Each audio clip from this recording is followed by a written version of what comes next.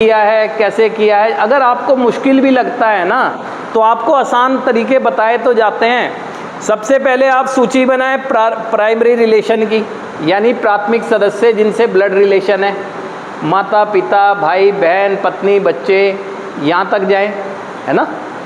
उसके बाद सेकेंडरी बनाएं, चाचा ताऊ मामा नाना, जो भी चीज़ है सेकेंडरी बनाएं। फिर थर्ड बनाएं जो कंसर्निंग पार्ट है, अब आसान हो जाएगा। अभ्यास करना पड़ेगा। ज़िंदगी को अगर जीना है तो थोड़ा मुश्किलों का सामना शुरुआत में करना पड़ेगा, आपको मेहनत करनी पड़ेगी। आपको अब कोई प्लेट में सजा के रिकवरी नहीं मिलने वाली, मेहनत करनी पड़ेगी।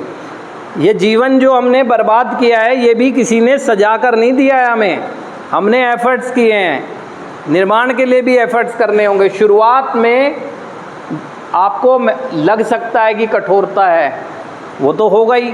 जब ज़िंदगी गिरी पड़ी है मेरी और मैंने उठाना है इसे, तो ताकत तो लगेगी।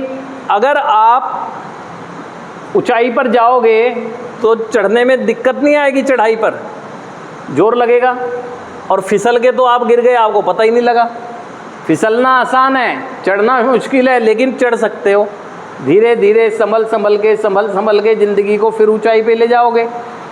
क्योंकि आप ये देखो, वर्तमान में ना तो आपका नकारना कुछ दे रहा आपको, आप एक सिरे से नकार दो कि मैंने नहीं जी ऐसी ज़िंदगी, मेरी ज़िंदगी बहुत अच्छी थी, तो कुछ भी नहीं अच्छा हो रहा। और अगर स्वीकार करने के बाद, स्वीकार करना ज़रूरी है, लेकिन स्वीकार करने के बाद ग्लानि और पछतावे में जी रहे हो तो भी कुछ फ़ायदा नहीं हो रहा।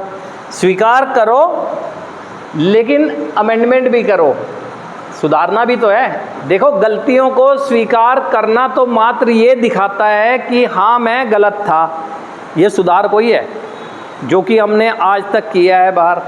जब जब भी फंसे, मुझसे गलती हो गई अब नहीं करूँगा, किया ना फिर, क्योंकि आपने उसी को सुधार समझ लिया।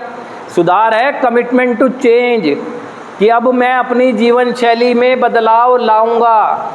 मेरा जो अच्छा स्वभाव दूसरों को आकर्षित करता था, उसे पुनः जागृत करूंगा। मेरी सोच जो भटक गई थी, उस सोच को फिर